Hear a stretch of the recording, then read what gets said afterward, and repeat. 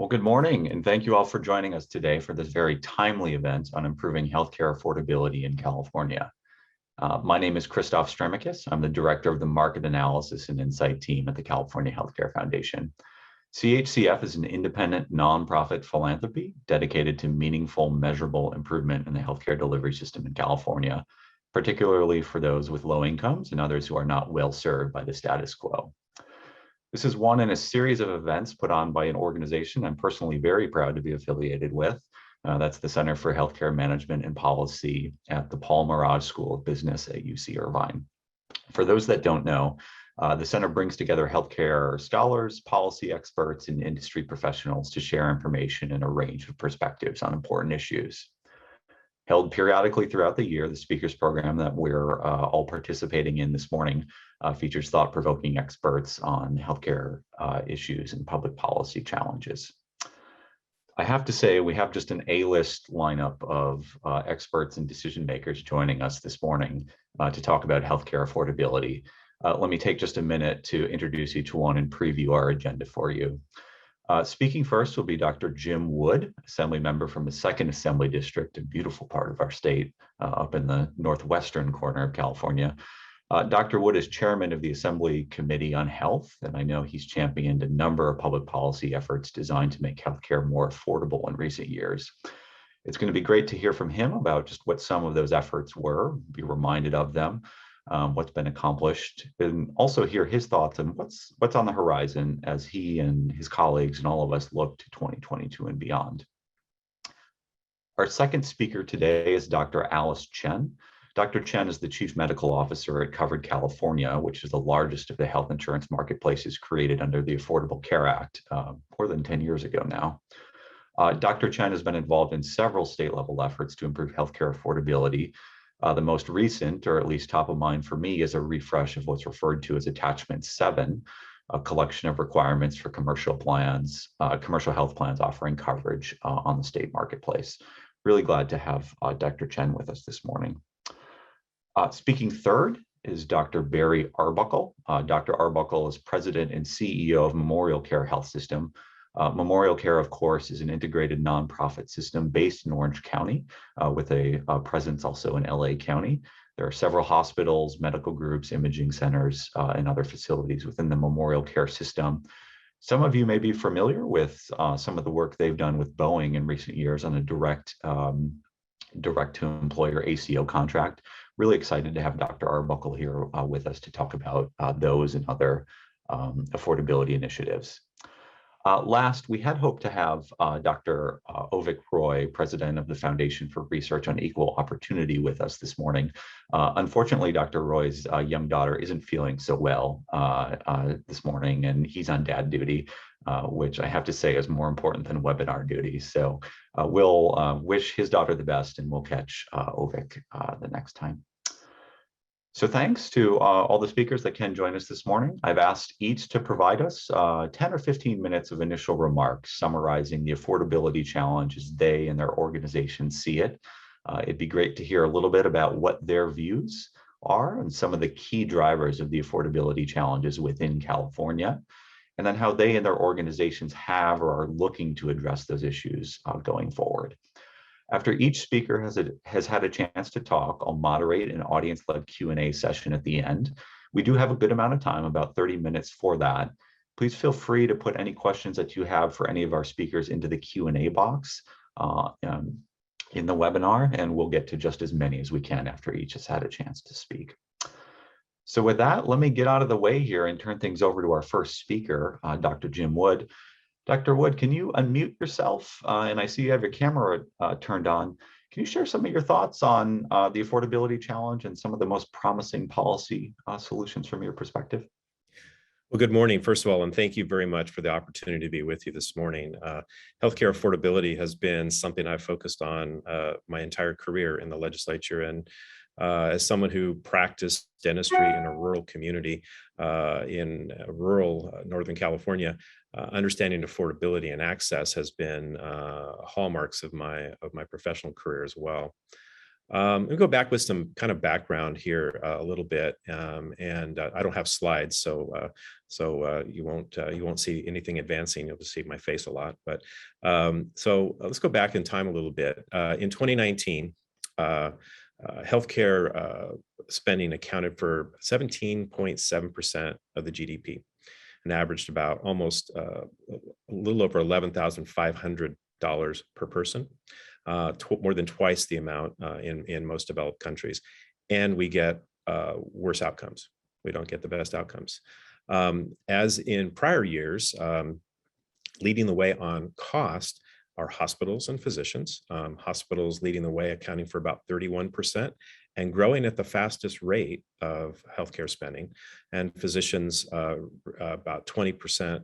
And prescription drugs, depending on how you look at it, 10 to 20%. I think it's more 20% when you start counting ambulatory surgery centers, hospitals, and not just the prescription drugs. I think first of all, we need to acknowledge that for-profit entities dominate the healthcare space. Money's made through treatment, and not prevention. And think dialysis clinics, hospitals, surgery centers. So we don't focus a lot on prevention from my perspective. Pharmaceutical costs are a significant factor, but a lot of that is really constrains us at the state level trying to make changes because of federal law. There are things I'd love to get rid of, quite frankly. I'd love to get rid of the advertising that we see on television and that sort of thing. But a lot of federal law constrains us on how we can regulate pharmaceuticals, and we've seen that play out most recently as in Congress, where it looks like some of the efforts to curtail drug costs are being thwarted by the lobbyists in DC, which is unfortunate from my perspective. Another disconnect that people don't always think about, we have ERISA plans, which are also regulated at the federal level. So we can't, what we do at the state level cannot apply to ERISA plans. And that's about 50% of the employer-based market. And what I have been focusing on for years too is we can't ignore the cost of educating physicians and other healthcare providers. I had the honor to sit on the California Healthcare Foundation Workforce Commission a couple of years ago, and we outlined the needs that we have for education and workforce development. And at the time, the number that rings in my mind is we really needed to spend about $3 billion in this over 10 years to elevate and increase the number of healthcare providers. And I would probably argue that's probably more now post-COVID, because we've had people leaving the healthcare, and that has created additional challenges as well. And part of the issue, another thing, we don't really have a handle on what everything costs. We kind of have a rough idea of things, but we don't really have a complete handle on that. So there are some things that I think we need to change that can make healthcare more affordable for Californians. I think personally, and I imagine that there's probably some for-profit entities on this call here today, but I think we need to look at limiting the growth and expansion of for-profit entities and the influence of corporate and venture capital in the healthcare space. So that, I believe, is leading to consolidation, and there have been plenty of studies that show that consolidation leads to increased costs and not necessarily increased or more beneficial outcomes to the consumer or the patient in this perspective. I think we also need to continue to provide and further provide incentives to create more primary care physicians and nurse practitioners. And those kinds of incentives are included in a project I'm working on, trying to create working with the governor and his team on trying to create an Office of Healthcare Affordability.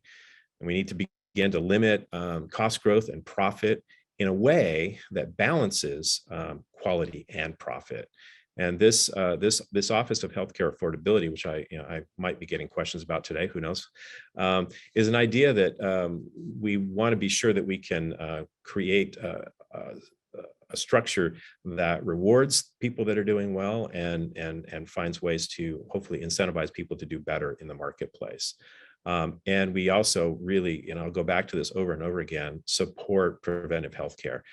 That is one of the things that I think is done better in a lot of countries that have different healthcare delivery systems. They spend a lot more on social services. They spend a lot more on prevention than we do.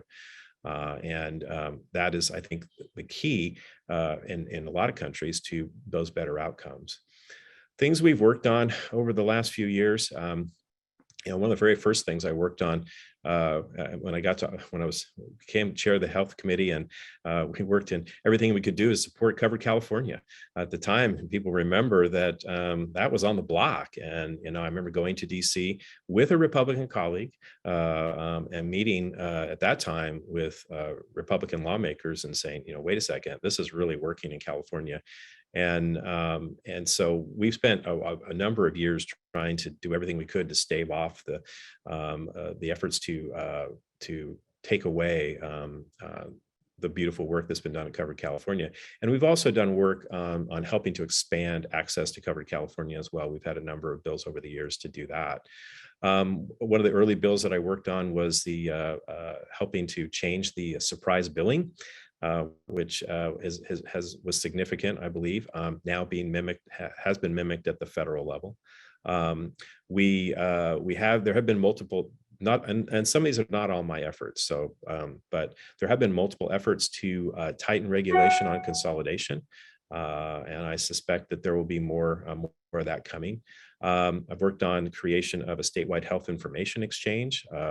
And I'm in Santa Rosa, but if I were to travel to Southern California, I'm pretty sure my health system doesn't have that information that would be necessary to say UC about my health.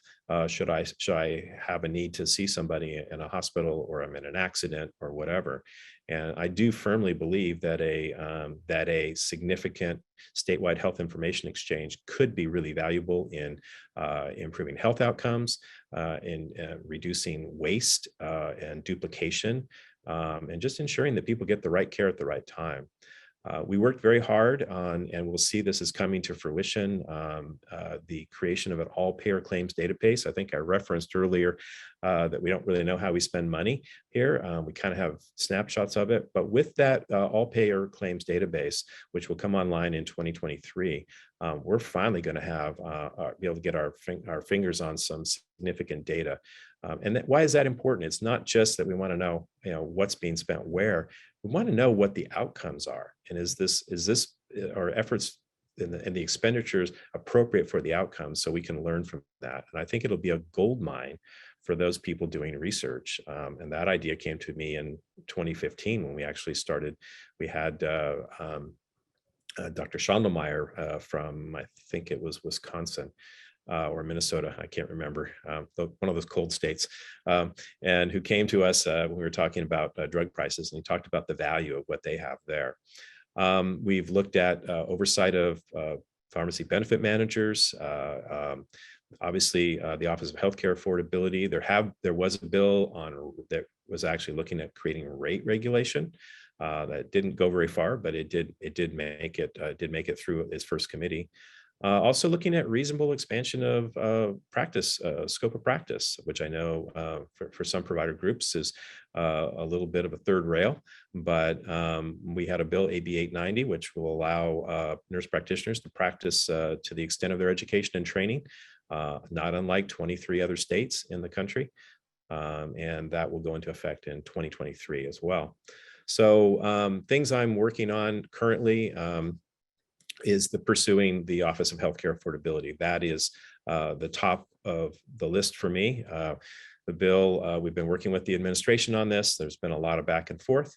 And the bill, which is AB 1130, currently sits in Senate Health.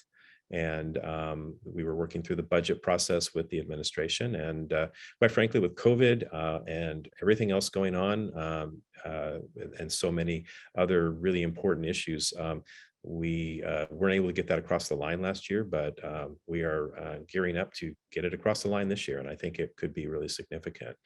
The other piece that we have been working on is there is the Health for All Commission, which was convened by the governor. That's actually a result of a bill that I did in 2018.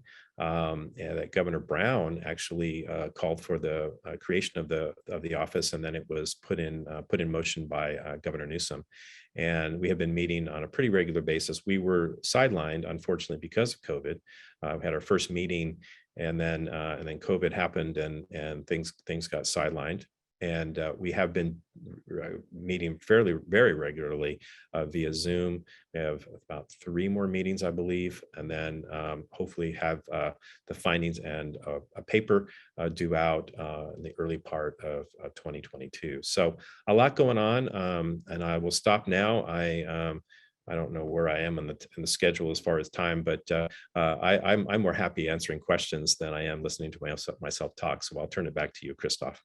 Dr. Wood, you hit 10 minutes just about on the nose. So thank you. Thank you very much for that. You mentioned a number of things that I know the audience is interested in, and questions already kind of rolling in around the office. You know, you touched on health information exchange and the Health for All Commission. So we'll circle back on some of those in Q&A, but let's keep things moving for right now. Next up, let's go to Dr. Alice Chen at Covered California. Alice, would love your thoughts on affordability from your perspective at Covered California. What are some of the things that are most addressable or amenable to policy efforts that you and others are leading? Great. Thanks so much, Christoph. I'm wondering if my slides are coming up. Really appreciate the opportunity to share what we've been doing at Covered California. And I also wanted to, let me see if I can get my screen here.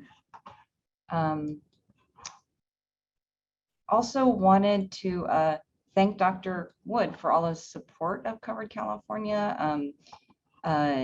It definitely takes a village, it definitely takes champions. I think you'll hear a lot of the same themes in my talk that Dr. Wood referenced in terms of workforce data and payment form. Next slide, please. Great. So before I get started, I thought it would be helpful to surface some of the questions we grapple with when we think about affordability. So the first question is really affordability to whom, right? If you're in the employer-based insurance system, is it affordability to the employer or to the employee?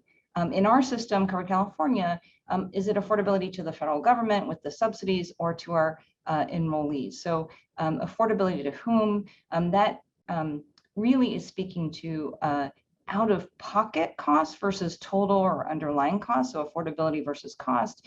And we think also a lot about cost versus value. I've often said the cheapest healthcare system is not to provide care at all. So how do we get value and quality out of the dollars we do spend?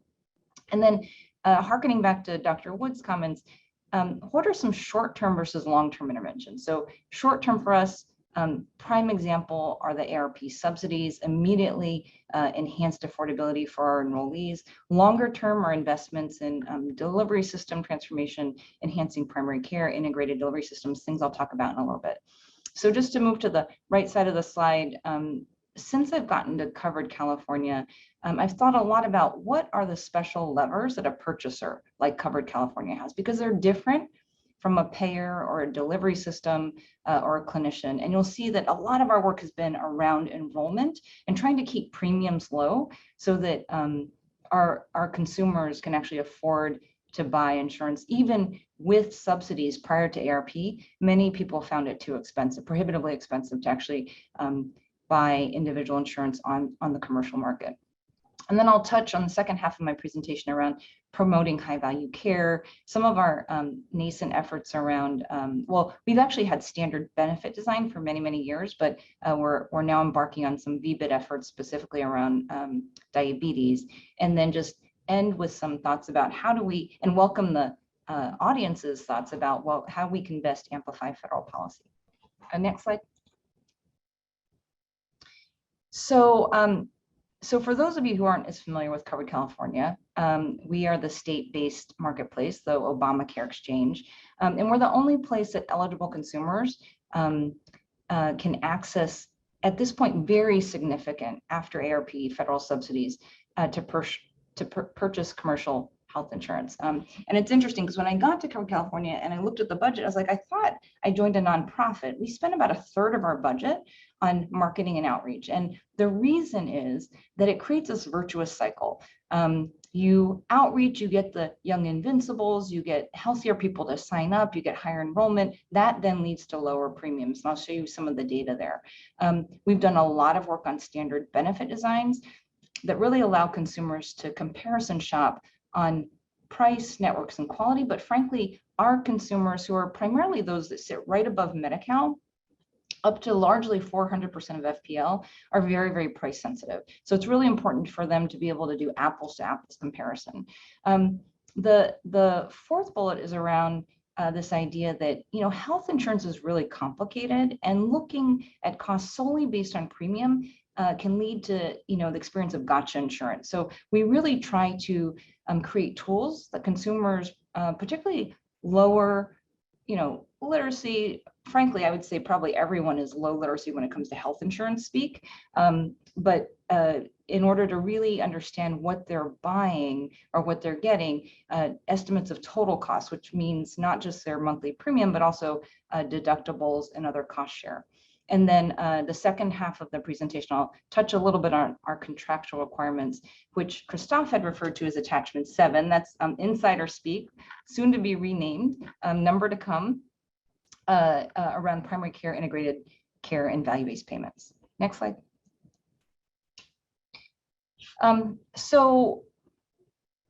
I'll show you a few of our results. So on this slide, really just look at the top number. And in 2021, it's 1.6 million. We have record enrollment.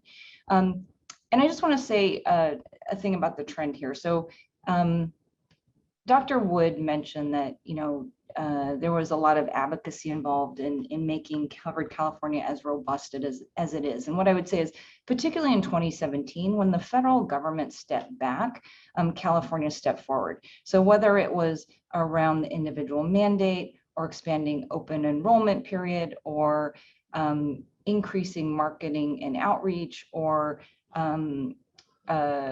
increasing, actually we had state subsidies before ARP, we stepped up, and you can see as a result, we really have had ever increasing enrollment, and particularly in the context of COVID-19, it was a critical part of the safety net, along with Medicaid, Medi-Cal here in California, and the American Rescue Plan subsidies that I mentioned before, that have really enabled more consumers than ever to be covered.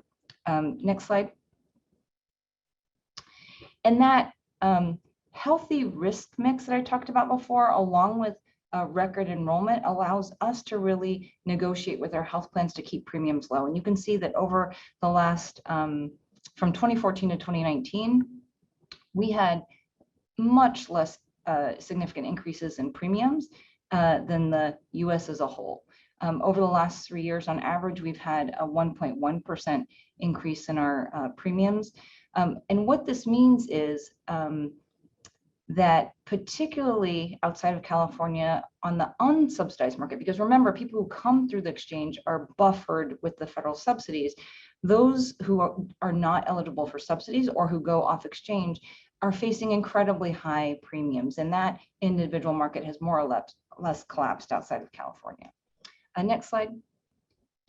And this is an estimate of that difference between that yellow and blue line. So you can see by year here. The gray bar is the aggregate gross premiums for Covered California.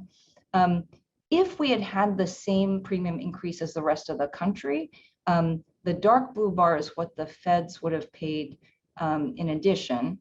And then the light blue bar is what consumers would have paid. So over the course of 6 years, a savings of about $16 billion to consumers in the federal government.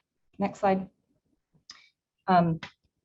And so just wanted to highlight what affordability actually means for individual people. With the American Rescue Plan, about 70% of our 1.6 million enrollees have access to a plan that would be $10 or less per month.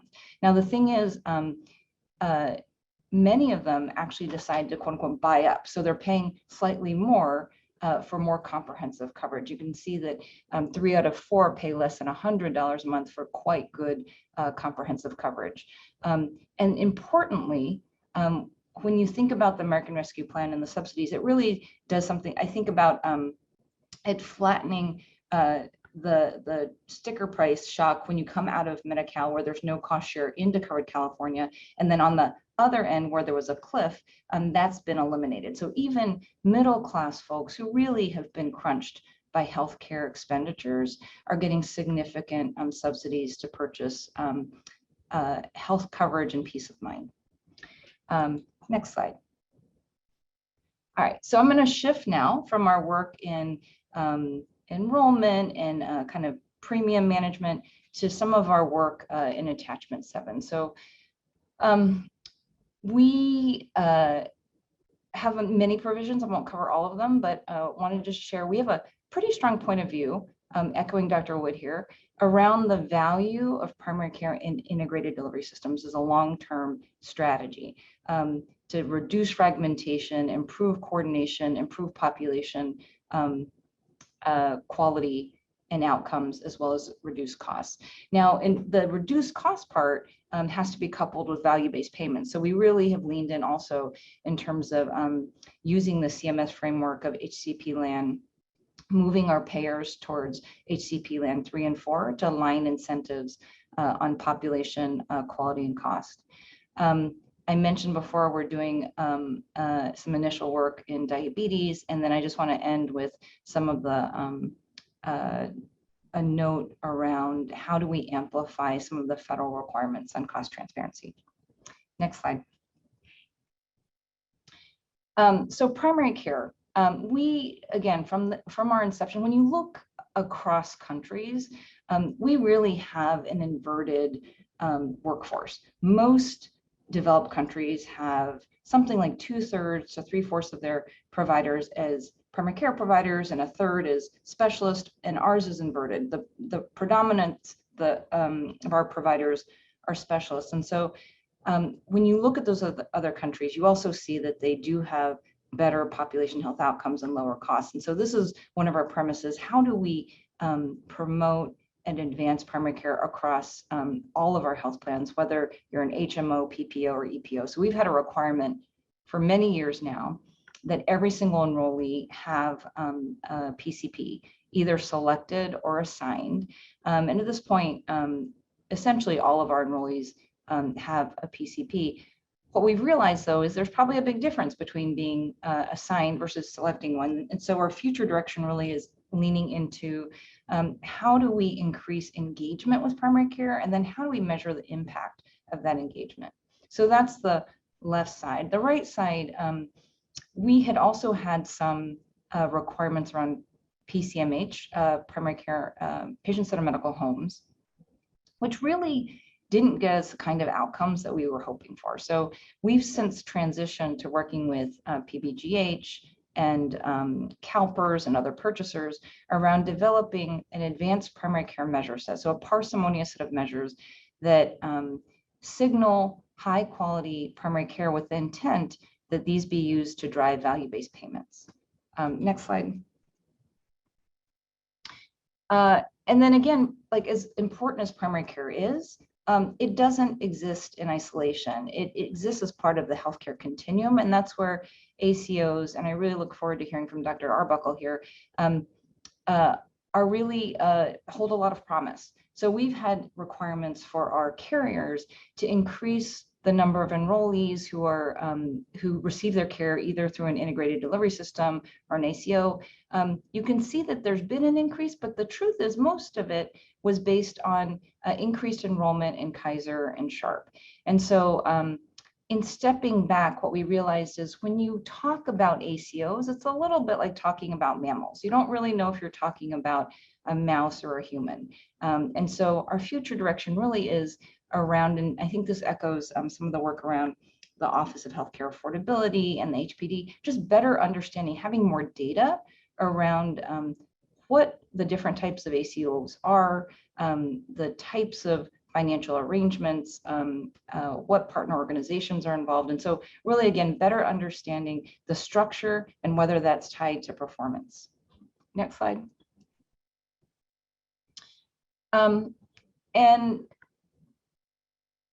I mentioned this before, we're interested in promoting primary care and integrated delivery systems in terms of the delivery system, the delivery of care, but kind of at what cost. So we believe that those types of transformations has to be coupled with payment reform, moving away from fee-for-service to population-based payments. We've had requirements of our carriers to increase the number of PCPs and percentage of PCPs who are paid using HCP land 3 and 4. And you can see we've made significant progress here. The graph on the left is just one of our 11 health plans. You can see that from 2015-16, it was 100% fee-for-service.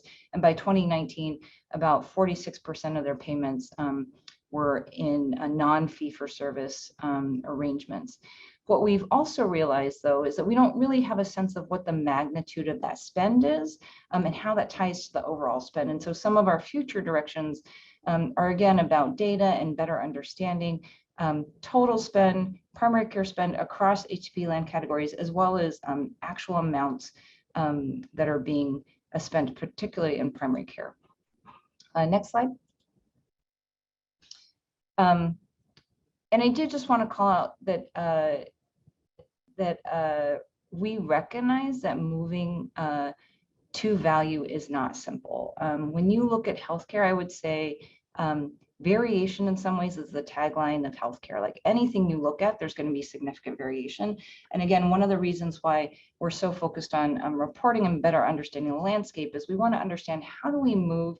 And let me just pause for a second. On the left is a scatter plot of our provider groups for one of our carriers, ranked by cost and quality. And so the upper right quadrant is low cost, high quality. Same for ACOs. This data, both of these sets of data are from Integrated Healthcare Association.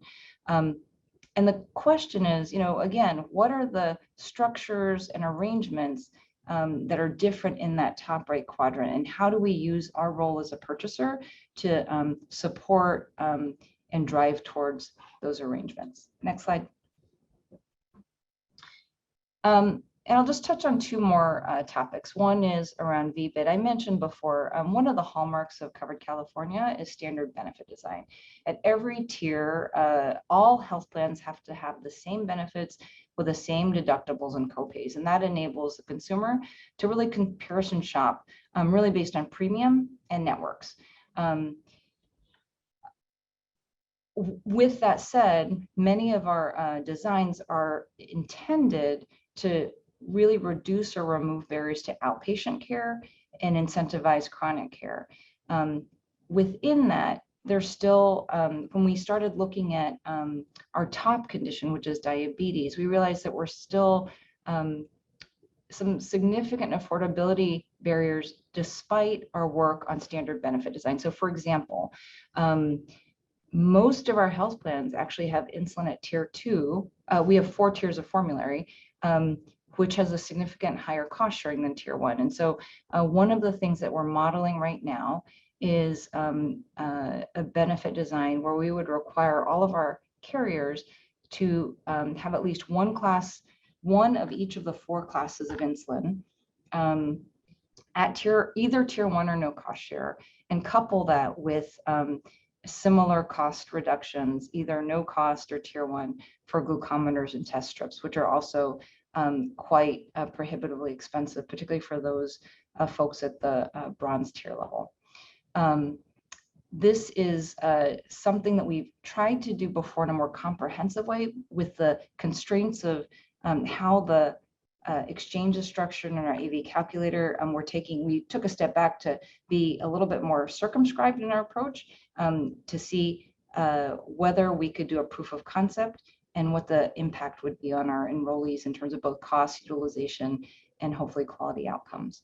And then the last slide, if you go to the next slide, is really just to call out that there's a lot of work at the federal level. So we're squarely focused on California.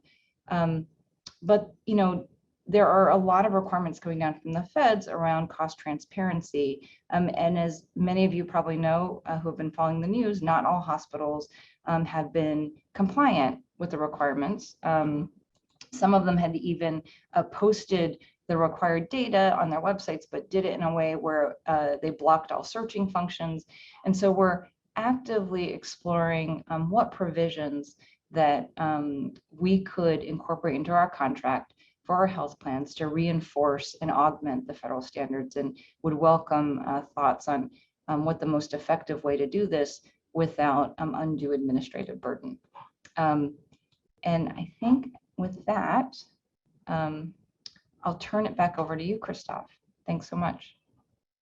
Thank you, Dr. Chen. Lots of ground covered there, and a lot of fascinating things. And I think one thing that you pointed out early that's really helpful to me is the difference between affordability initiatives that are short-term versus longer-term, and those, the importance of those short-term efforts and subsidies to make healthcare and premiums affordable for individual people right now, while working within the system to try to transform the system to make it affordable for everyone.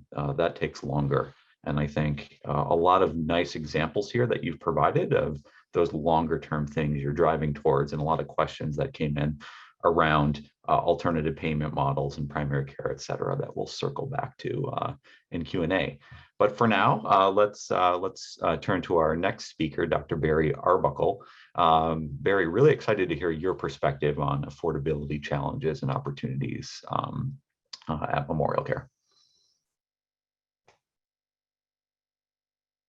Whoops, let's get you off mute. Famous words in Zoom. That'll do it. And what I said was remarkable just then. Thank you, Christoph. And I want to also thank the Center for Healthcare, Paul Moirage School at UCI for putting on this panel, which is on a critical topic. Memorial Care has been fully committed to value-based care over the last number of years. In fact, we participate in every style and type of value-based care product that we believe exists today. ACOs on PPO products, ACOs on HMO products, upside ACOs, downside ACOs, total cost of care ACOs, direct to employer models, as well as the various governmental models, BPCI, Next Gen ACO, et cetera. We all know the Affordable Care Act codified into law that healthcare should move from volume to value. But in my opinion, and I imagine it's shared with all my colleagues on this panel, and frankly, most of the folks I think tuning in today, we have not moved quickly enough. Next slide, please. We've touched upon this in various ways. I think this slide really says it all. The healthcare costs for employers and employees have increased year over year for the past 2 decades. Every 5 years since the year 2000, employer premium costs have increased by an average of 36%, and employee contributions by 38%. Between 2019 and 2020, the employer cost increased 8%. So the message here, and we all know this is absolutely unsustainable and unacceptable. Next slide, please. From the perspective of employers, there is waste in our system, and it contributes to the high cost that they're experiencing in offering medical benefits to their employees.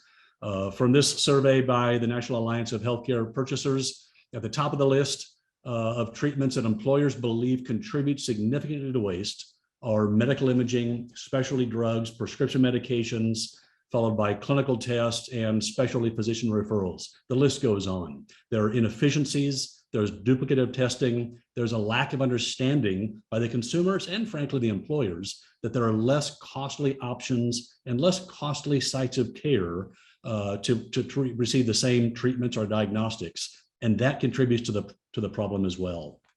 Next slide, please. A couple of years ago, the Institute for Healthcare Improvement began exploring this topic, waste in the US healthcare system. And they used a very systematic research-based process.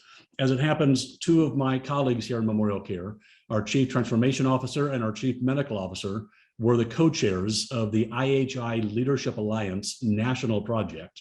Their goal was to identify, categorize, and quantify healthcare waste. The group involved physicians and clinicians and executives, researchers from across multiple healthcare sectors in the United States.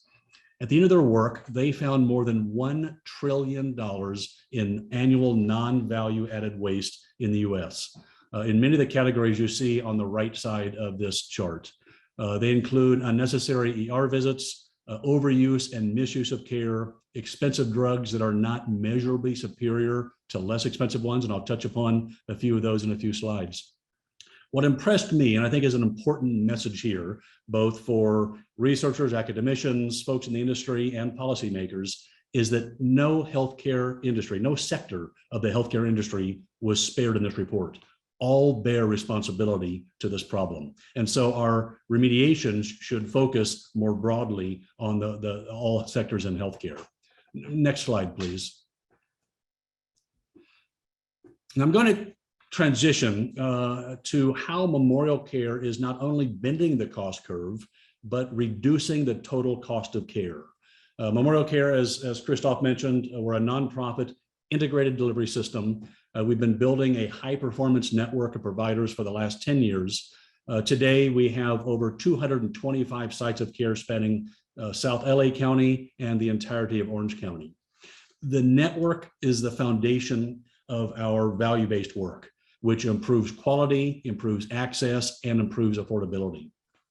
You see on the map our multitude of locations, not only our hospitals, but also our medical group, a group of employed physicians that are part of the healthcare system, a fully aligned IPA that's part of the health system, and then a variety of ambulatory centers that we've continued to expand over the last several years that truly allow us to push the value equation and deliver more affordable healthcare. What I'll point out here, and I'll circle back to it in a moment with some data, and it makes us a little different than a lot of health systems in this region, in the state, and in the nation. It doesn't have to be that way. It just happens to be that's the way it is today. Our extensive network of ambulatory sites are not licensed under our hospitals, which simply means they're not subjected to the hospital infrastructure and even some of the regulatory pressure hospitals face and hospital pricing. They have much the same equipment, often the same physicians, are much more convenient because they're distributed out in the communities, and they offer care at a substantially lower cost. Let me give you an example of that in the next slide. With improvements in medicine and medical technology that we're all familiar with, many diagnostic tests and treatments and procedures that have historically been conducted in acute care hospitals, either in the inpatient setting or the hospital outpatient setting, can now be safely done in a community-based ambulatory setting. There are effectively, on the ambulatory side, two flavors, if you will, of outpatient care venues. One is the hospital outpatient department, necessarily licensed under the hospital. And then there's the community-based ambulatory setting. And these can be urgent care centers, infusion centers, imaging centers, surgery centers, dialysis centers, the list goes on. Unless there's a specific clinical need for the patient to be in a hospital setting, such as the presence of a high-risk condition or advanced age, most of these procedures can be provided at a much lower cost and much more conveniently and much more accessible in one of our community-based outpatient centers. You see that here on the chart, just with two examples. I could give dozens of these examples. On the right-hand side, you see two bar charts. One's a surgical comparison, the other's imaging. I used average hospital rates, not charges, but average hospital rates, prices charged to the health plans or the federal government. In this case, it's the commercial health plans. It shows the staggering difference on these procedures. On the left is arthroscopic knee surgery, same procedure, same patient, same surgeon, a 101% difference in price. On the right, an MRI of the brain, 843% difference in price. There are billions of dollars of savings by these diagnostic tests and procedures being performed at the right location or the right side of care. Next slide, please. I'm going to give just a high-level description on various value-based models of care, not knowing exactly who all is in attendance today. This is just a simple distinction between the traditional plans, which still predominate across the country and certainly here in California, and value-based plans. On one side, you have very broad networks with little care coordination. On the value-based side, you have high-performing integrated narrow networks. The next row down, on the traditional plans, data is typically kept in silos. Chairman Wood referenced the importance of a healthcare exchange that might help remediate some of that, versus the value-based plans where data is necessarily shared and acted upon. On the left-hand side for traditional plans, providers are financially incentivized when people are sick and injured. That's when they get paid. Versus on the value-based side, the provider has their financial interest aligned with keeping the individual healthy and caring for them in the right setting of care.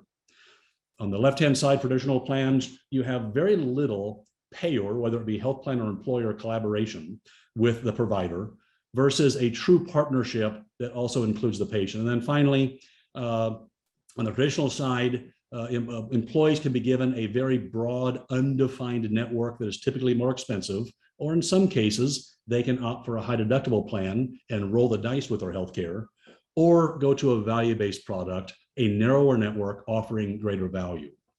Next slide, please. I mentioned earlier that as an integrated delivery system, we're in a position to either lead or participate in a multitude of innovative value-based products that hold us accountable for cost, patient experience, and quality. As I mentioned earlier, they include EPO models, HMO models, PPO models, some for the fully insured market and some for the self-insured. Christoph mentioned our contract. So the first of its kind in California, direct-to-employer contract between a provider system and a large employer. It's with a Boeing company. It continues to perform exceptionally well, as these other products do as well. Boeing has a large number of folks that live in the South Bay, north of Long Beach. And so in this case, the Memorial Care Health System's geography at the time wasn't sufficient to cover them. So we reached out to a like-minded, value-based hospital, in this case, Torrance Memorial, who agreed to take their share of financial risk so we could deliver services up to the Boeing employees and dependents that live in that particular market. Now, Boeing is a very large employer, and that's rather unique in the state of California, having that many employees and dependents in a fairly tight geography. So we've developed other products for medium-sized and smaller employers. We partnered with a national administrative services provider to offer direct-to-employer contracts to them as well. And we've signed up several just in the last couple of months. Next slide, please. This is a quick snapshot of our performance in one of our ACO products. This one happens to be with Aetna. You can see on the right-hand side of the chart the number of employers that offer this product today, and more are being added on a regular basis. And then some statistics on the left that I think are counter to how many people view hospitals in terms of how they approach providing healthcare. Cost and avoidable ER visits have been reduced. High cost and unnecessary imaging procedures have been reduced. We've also reduced length of stay within our hospitals by nearly 20%. The actual costs are below the target set by Aetna by more than $22 per member per month. Let me move now to a few comments about, on the next slide, with our direct-to-employer model. The total cost of care with our direct-to-employer model with Boeing, because we have financial responsibility for total cost of care, has decreased. In part, in this case, we reduced ER visits by 27%, directing them to more appropriate sites of care, whether it be virtual or urgent care or the physician's office. And inpatient admissions reduced by 30%. Additionally, if you look at the performance noted in the chart on the lower left, the little graph on the lower left, we managed to outperform the California non-Kaiser pharmacy trend by 5 percentage points, or half of the trend in that region. Part of our ACO infrastructure includes a dedicated team of pharmacists. They don't prescribe medicine. They review clinical and financial data to identify waste and inappropriate prescribing. They scour the data and frequently find many opportunities that were missed by the pharmacy benefit manager. In fact, let me just give you one example that will, I think, highlight this. Our pharmacy benefit managers, our pharmacists rather, noticed a number of drugs being prescribed to Boeing employees as well as others in some of our direct-to-employer plans. And I'll name them by name at the risk of getting a nasty email from the pharmaceutical manufacturer after this is over. Duexis. It is nothing more than a combination of two over-the-counter drugs, Pepcid and Motrin. Over-the-counter drugs that all of us are familiar with. If you need to take those daily for a year, your cost will be about $300. The cost of Duexis today for a year, $30,000. How about Vimovo? Nothing more than a clinical combination, just taking two drugs, putting them into one pill of Nexium and Aleve. $300 if you buy it over the counter, $30,000 if you take the prescription. And then this one should get your attention, and I'll finish with this, Glumetza. It is no different than the generic version called metformin, a drug that's been around for years. Metformin costs about $450 a year if you were to get that particular medication. Glumetza, $85,000. So these are some of the areas that can help us really produce more value and bend the cost curve. Next slide, please.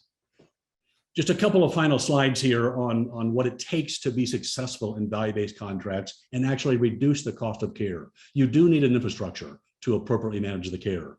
You need the data infrastructure. You need a care management infrastructure. I've mentioned already our pharmacy management infrastructure.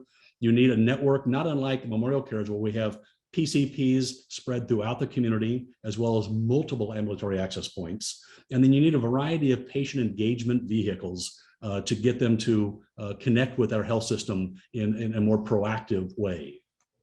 Also, I think it's important to point out, and we learned this the hard way, by being so progressive in signing up for value-based contracts. After we had a handful of them, we realized that every health plan and the state and federal government had different metrics and measures that they were looking at and wanted us to report on. Unfortunately, even when they had the same measure, the same, let's say, depression, control of depression, the health plans and the state and federal government measured them with different tools using different timeframes. If you want to slow the progression of value-based care, make it really difficult for your providers. And that was a process that made it very difficult for providers to keep track of all those different rules. Fortunately, in this case, we approached the Integrated Healthcare Association, the IHI, or IHA here in California, to harmonize the measured metrics in the ACO products. And they made significant progress in that regard. Next slide, please. As a service to the folks that seek care at our Memorial Care entities, we also created a concierge program. The goal of this program is to help people understand their medical benefits, because most don't, understand any financial responsibility they might have, understand if they're in network or out of network when they go to Memorial Care, and also help them avoid surprise bills. We have today 20 staff who are solely dedicated to this effort. We also have taken an approach on the, I think Alice mentioned the hospital pricing transparency requirements that went into effect on 1/1 of this year. Now, according to a recent study, Memorial Care is among 5% of hospitals nationwide that are fully compliant with that act. And we were compliant on 1/1. Now, I'm not certain how helpful that particular effort is going to be to consumers, even if you follow the letter of the law. I think maybe what's going to happen on 1/1 of 22, where there's health plan pricing transparency, might be more useful for consumers. We can talk about that more when we get into our Q&A. And then finally, my last slide, some potential barriers, just to name a few. In 2019, in the first bullet, we were a little concerned with a draft from the Department of Managed Healthcare, a regulation that required providers taking any type of financial risk in their contracts to have a restricted Knox-Keene license. Our concern was not for ourselves. We have a full Knox-Keene license in Memorial Care. But we were more concerned with how it could seriously impede the movement to value-based care.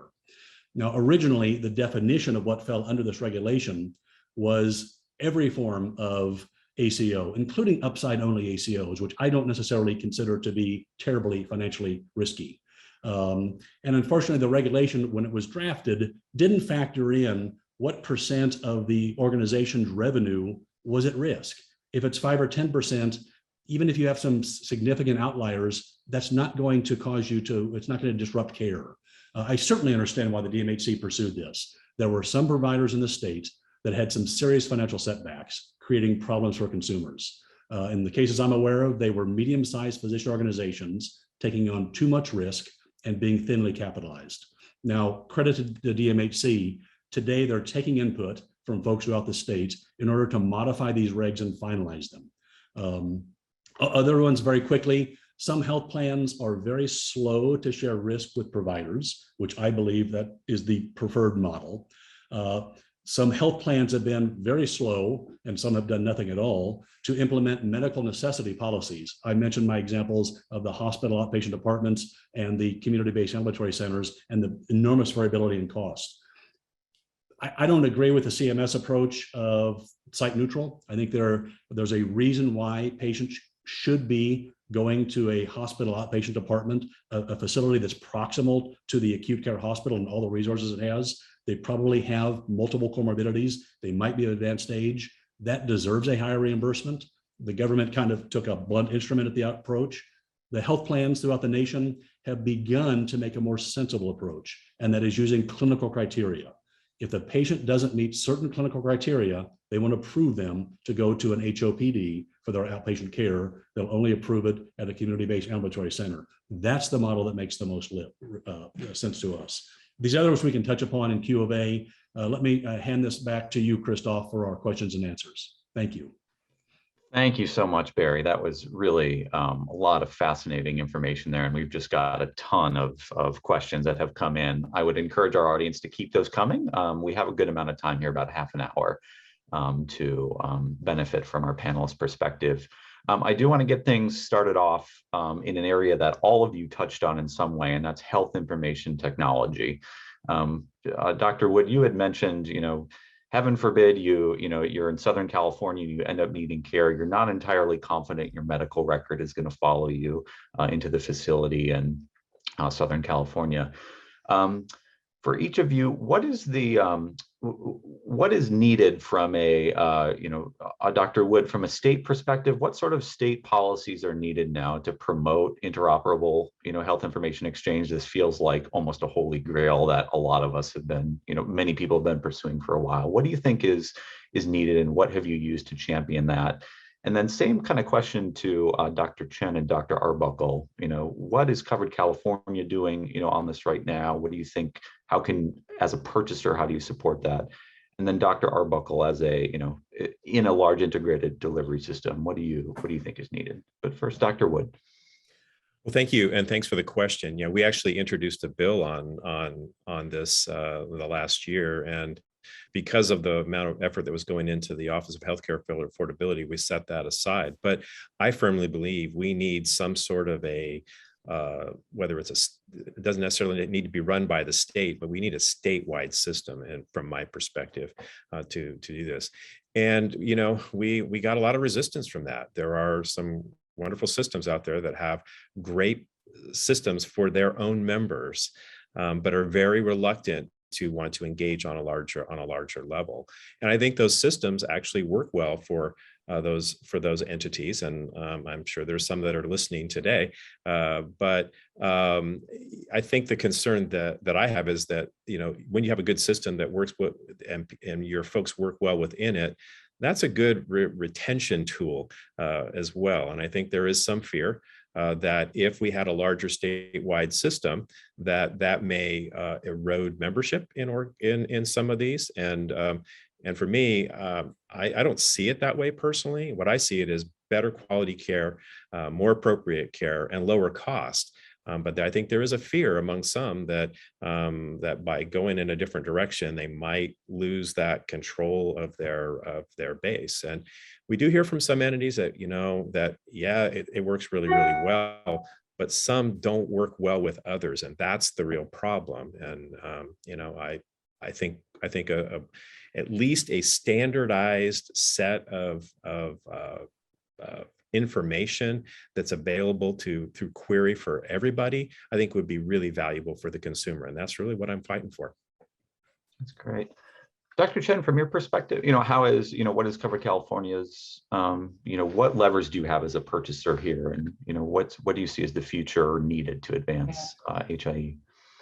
I have a much clearer idea of where we need to go than how to get there, frankly, particularly from a purchaser standpoint. I mean, clearly, so I'll just give an example. There's obviously clinical data, A1Cs, blood pressure controls. There's also race, ethnicity, language data, SOGI data that we've been trying to lean into in order to really better understand disparities. It really is challenging to figure out who, what, how. Like, who's supposed to be collecting it? Is it at the purchaser level? Is it at the plan level? Is it at the health system level? Is it the clinician? Is it everybody? Does it drive the patient crazy? Does it, cause administrative waste and, dirty data because you have different fields? And then that's who, what, like, what are the standards? Barry mentioned parsimony of measures, which is a whole nother topic I'd love to lean into, but even just having standards. I mean, even in race ethnicity right now, some people are still using OMB15, other people are, using a more rational system, and then having to cross map it. And then how do you use it? And I think clearly we need data at every level for population health. Like, we as a purchaser use data to determine how we resource marketing and outreach, or requirements for our health plans. Health plans need that population health data to understand where to lean in terms of resources and services. And then there's point of care clinical data that's needed. So it's clear that we need transmissibility up and down the healthcare ecosystem. And that's not even talking about within the delivery system, hospital, primary care to specialists, things like that. As a purchaser, we have been a little bit leery of jumping in without understanding what the unintended consequences are. And a comment that Barry made around the cost transparency requirements kind of is sticking in the back of my head, because we want to amplify. We don't want to create new requirements that may not be useful. We also don't want to amplify requirements that are really just administrative burden and busy work. And sometimes you don't know. Sometimes you don't know who's going to be using that data for what purpose. And so trying to really figure out. So in this space of HIE, we've mostly not been looking to develop our own standards, but looking to see where are there gaps in the federal standards, where are there things that are happening in some parts of the state ecosystem that we can fill in the gaps, amplify, standardize. Because again, we are really acutely aware that requirements do, they may have great benefit. They also do result in administrative activity and resources. A number of very good points there. Barry, from your perspective, in an integrated delivery system in Southern California, where do you see the opportunity for improvements here to make progress on this thing that we all kind of agree would be helpful, both from a patient perspective, like quality and costs? Well, from a data exchange perspective, I think we need to focus our attention where the problem lies. Today, for example, last year, Memorial Care shared patient records in all 50 states 10 million times with Epic providers. We're an Epic EMR, with Cerner, with NextGen. So that problem doesn't really exist. The challenge comes in very small physician groups that have one-off EMRs or no EMR. We need to help them get equipped with an EMR so they can exchange data. And then some of the post-acute providers, the SNFs and otherwise, sometimes don't have any form of EMR. So to me, it's 10, 12 years ago, I was very much in favor of a statewide health information exchange. But I don't know that that's necessary today, because it's happening largely because of a lot of these integrated delivery systems. Our physicians are on the same system. We can exchange data freely. I mentioned earlier our Boeing relationship and that we added Torrance Memorial. They happen to be a Cerner client, wholly different electronic medical record. We exchange tens of thousands of patient records between those two systems because, one, we have to, and it can work. So again, focus where I guess the attention needs to be. Can I just make one other comment, which is I think data exchange is absolutely necessary but insufficient. I still see patients at San Francisco General Hospital. We have Epic. We ended up landing with Epic in part because of this whole, intra-Epic HIE system. We can get data from other places.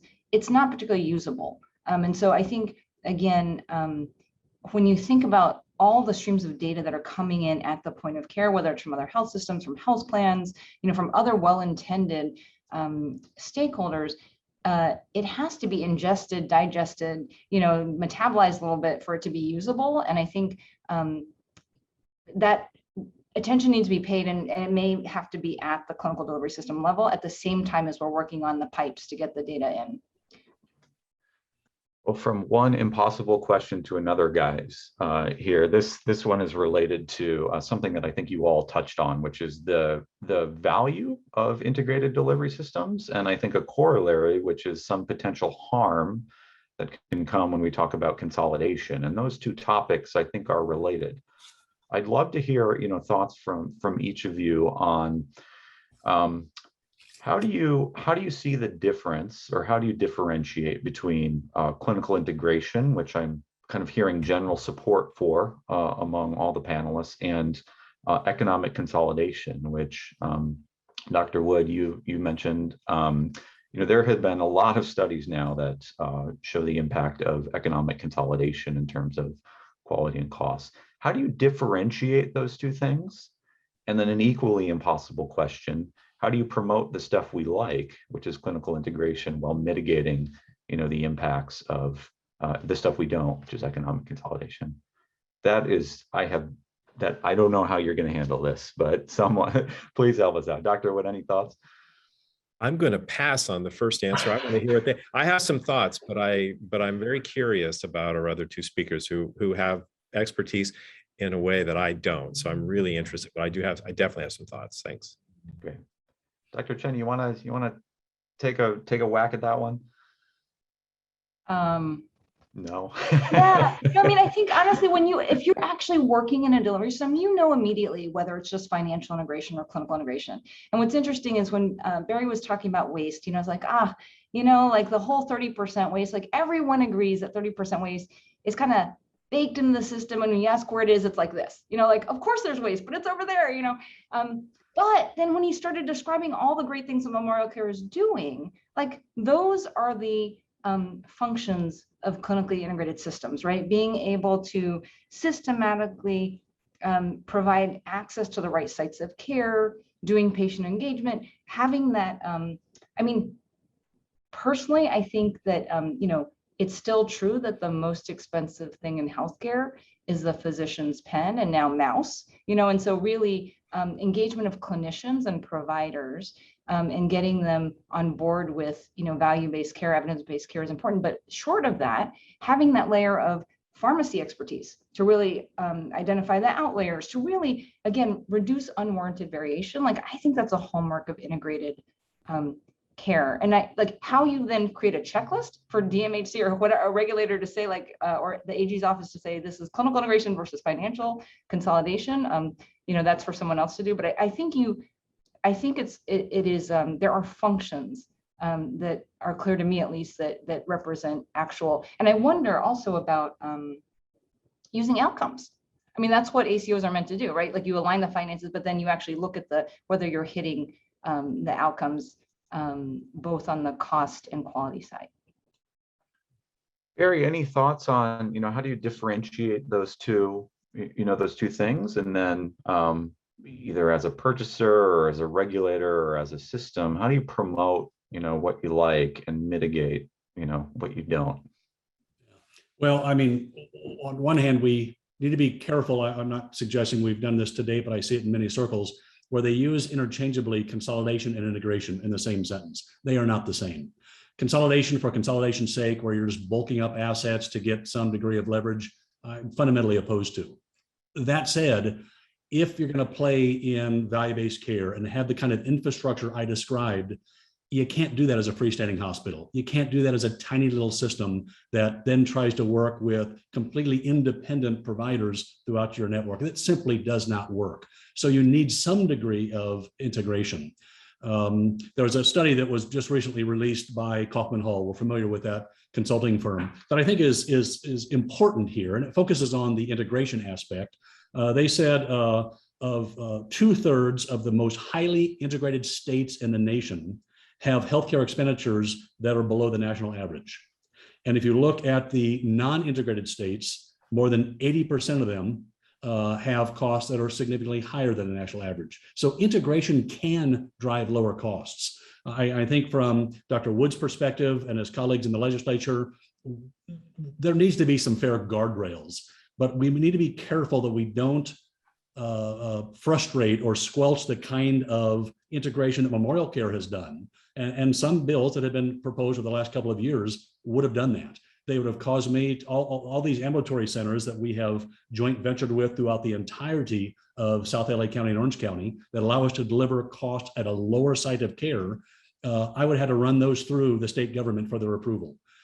Whereas other companies, the unnamed large physician organization sister with a health plan, could acquire them without hesitation and paying any price they wanted.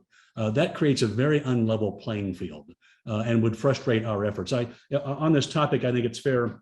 I saw a question come in Q&A directed to me, and it's a very fair question. And it said, with all these ambulatory sites where you're pushing care, even if it's not required by the health plan, out of your hospital outpatient department at those fairly significant reimbursement rates into these community-based ambulatory centers for lower reimbursement rates, how's your bottom line? That's a fair question. And I will say we've had significant insults to our bottom line. It's one of the benefits, I think, of being a nonprofit, where I don't have to worry about quarterly returns to shareholders and trying to humor some shareholder across the country that, you know, I'm making money for them. We have a very long-term view and believe that that value play will pay off.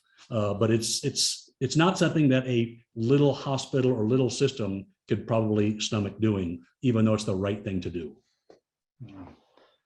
Fascinating perspectives on this, and just like HIE, lots of we can agree on, you know, outcomes, and really it's difficult to figure out the right path to get there. There was another question that came in that I think is, you know, top of mind for a lot of us these days, and that's equity in healthcare. You know, a question for all the panelists is, how do you see, you know, when you think about cost, you know, limiting cost growth, how does equity factor in to that equation? Because while there are certainly parts of our state that are in segments of the industry or specific organizations that are well resourced, there are many others that are lacking financial resources, and it's impacting their ability to provide quality care. And just wondering, as folks are thinking about promoting equity across the system, how do you make sure that these cost containment efforts aren't borne by segments and sectors and populations that are already lacking resources? Dr. Wood, do you have any thoughts on that one? Yeah, well, thank you very much. I think it's a really good question, and it's sort of top of mind for me on a daily basis. I represent a very large rural district. I have the largest assembly district of any Democrat in the assembly, 300 miles of coastline, and very small population centers, small hospitals, small medical groups, a couple of larger ones in the more metropolitan part of my district. But equity is a real challenge. We lack providers, we lack the resources to maintain hospitals and so on down the line. And so as we look at things like the Office of Healthcare Affordability, equity is top of mind. How do those systems that are or areas that are rich in providers and rich in resources, what can we learn from them, and how can that be applied so that other areas are not as impacted? And then you have this sort of really bizarre cost part of it. And I saw data that in San Diego County, the overall cost of healthcare is 20% less than it is in Shasta County. the northeast corner of California versus the southwest corner of California, and you get better health outcomes in San Diego County than you do in the northeastern sector there. How does that all come together? And so for me, a lot of this is going to come around data and how we, and I am a very, very interested in data and how we analyze that at a state level. And I think Dr. Chen talked about this a little bit as we look at health information exchanges. How do we get the information on different populations and different areas and make sure that the care is being provided in an appropriate way? So it's a very complicated issue. But for me, it all starts with good data. Yeah, that's great. Dr. Chen, any thoughts on that? How do you think about, equity in this conversation around, limiting cost growth? Yeah. Again, it kind of gets back to that first question of affordability versus, bending the cost curve. I think, just by dint of who Covered California serves, we have a very strong focus on lower income folks. The majority of our consumers, enrollees are below 250% of FPL. A lot of our initiatives are targeting groups that have conditions that are disproportionately affecting communities of color. But then in terms of some of the delivery system and payment reform pieces, we have a provision around essential community providers where our health plans are required to contract with traditional safety net providers. Two, we have a large quality transformation initiative where we're going to be holding our health plans accountable for quality outcomes, also stratified by race, ethnicity in the future, and hoping to use those funds to support practices. So have a virtuous cycle where we take whatever penalties are assessed and go back and support providers that are under-resourced to provide the care. And then lastly, I would just share that HCP Land, CMMI is looking at alternate payment models that specifically address equity. And there is a movement, or there will be a proposal, I think, forthcoming to provide additional resources. So risk-adjusted resource payments for providers that are taking care of historically marginalized or vulnerable populations.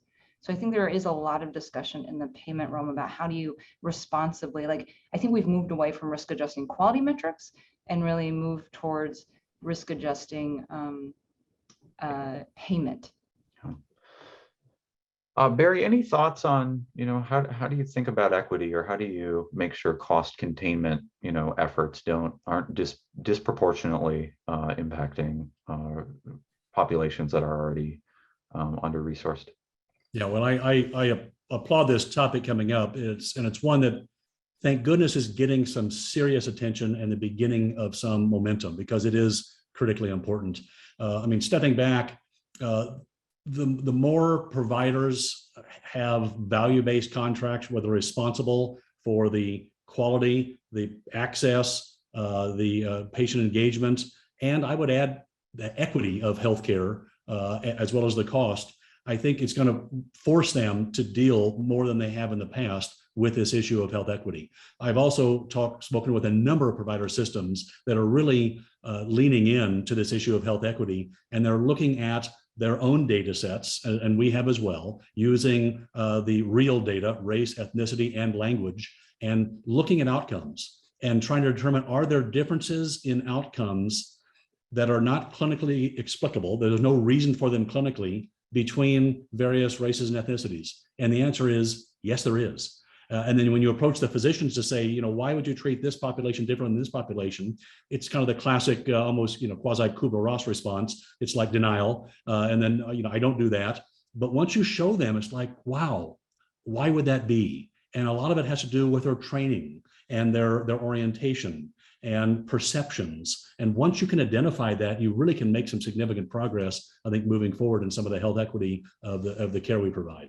But again, I'll add also a cautionary note, because I applaud the efforts in this regard. I know the state is looking at adding some health equity measurements that might at some point find their way into the contracts that providers have with the state. I know the health plans are as well.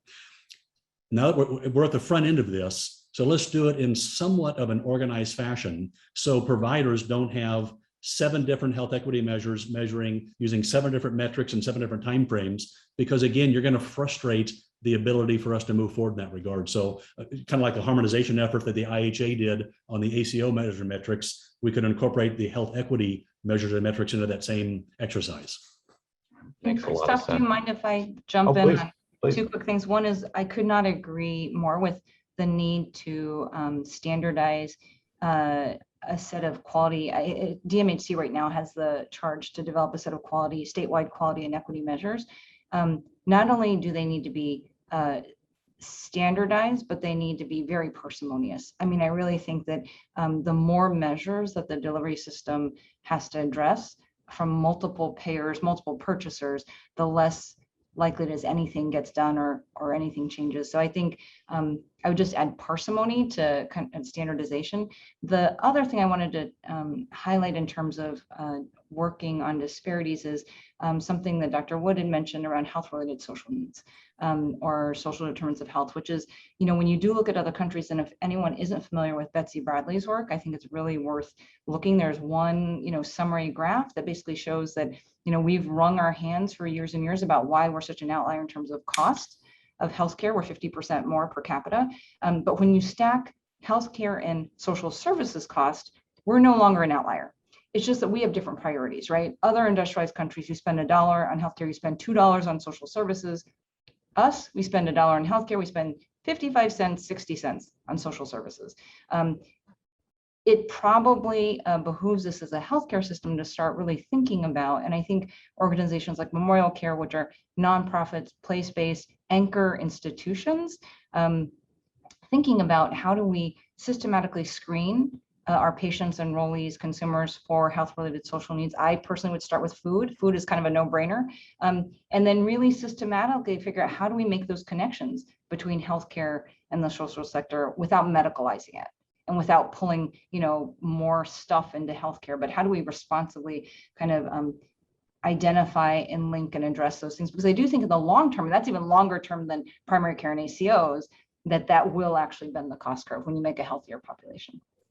If I may, Christoph, Dr. Chen pointing out that chart that's stacked on top, the medical cost and the cost, the money's paid for social is absolutely spot on. And for me, it just reinforces the importance of putting more and more risk at the providers, so they are forced to focus on those issues. The historic system in the United States hasn't incentivized that. And when you don't incentivize it, you're not going to get it. So if you require the provider system to be responsible for a certain population, you find them dealing with behavioral health, which has been siloed or ignored. You find them dealing with social determinants of health, which has been kind of set aside or someone else's problem. It becomes your problem when you're responsible for the total cost of care. And to me, that's how we can make some great gains going forward. Just as an aside, there was a question that came in earlier, and it was directed to me, and it was something along the lines of, okay, Arbuckle, if these value-based plans are so great, why do they not predominate across the state? Fair question. And I would say the health plans, and as well as the state government and the feds, are beginning to add more of these value-based plans, but it also takes the recipient, the employers in many cases, to accept them. And there has been, to date, and it's lightening up to some degree, a hesitation at offering. Your employees historically have had a broad-based product. You can go anywhere you want through this big old network. And now you're going to offer a narrower network that's focusing on the value-based providers.